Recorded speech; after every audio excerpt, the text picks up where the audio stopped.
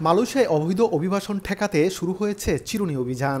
এরই অংশ হিসেবে স্থানীয় সময় শনিবার রাজধানী কুয়ালালামপুরের পারতামা শপিং কমপ্লেক্সে অভিযান চালিয়ে আটক করা হয় ২৬ বাংলাদেশি সহ অন্তত ১৪৩ জন প্রবাসীকে। আটকদের মধ্যে বাংলাদেশি ছাড়াও ইন্দোনেশিয়া, ভারত, মিয়ানমার সহ বিভিন্ন দেশের নাগরিক রয়েছেন।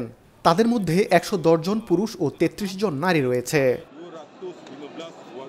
এই অভিযানে ৯৬৪ জনের কাগজপত্র যাচাই বাছাই শেষে তাদের মধ্যে ১৪৩ জন অবৈধ অভিবাসীকে ইমিগ্রেশনের আইনের অধীনে বিভিন্ন অপরাধের জন্য আটক করা হয়। এমন পরিস্থিতিতে যাদের কাগজপত্র নেই তাদেরকে মালয়েশিয়া সরকারের দেয়া অভিবাসী প্রত্যাবাসন কর্মসূচিতে নাম নিবন্ধন করে দ্রুত দেশে চলে যাওয়ার অনুরোধ সাধারণ প্রবাসীদের। আপনারা যারা বাংলাদেশি অবৈধভাবে মালয়েশিয়ায় বসবাস করছেন তারা অতি দ্রুতই দেশে যাওয়ার চিন্তা ভাবনা করেন এবং চলে যান। মালয়েশিয়ার জেল অনেক কষ্টের। অল মালয়েশিয়াতেও প্রচুর অপরচুনিটি দিচ্ছে ইমিগ্রেশন। তো আমাদের ইমিগ্রেশন গ্রেপ্তার করলে জেলখানাতে অনেকদিন থেকে আমাদের যাইতে হবে, আবার অনেক কষ্ট নিয়ে যাইতে হবে। তবে আমরা অতি দ্রুত দেশে চলে যাই।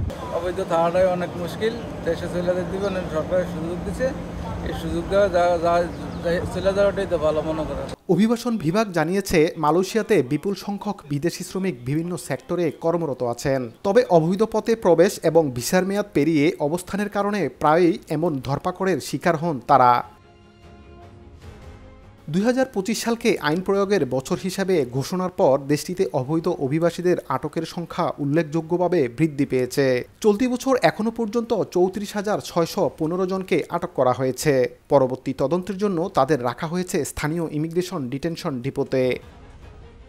মোহাম্মদ আব্দুল কাদের, সময় সংবাদ, কুয়ালালামপুর, মালয়েশিয়া।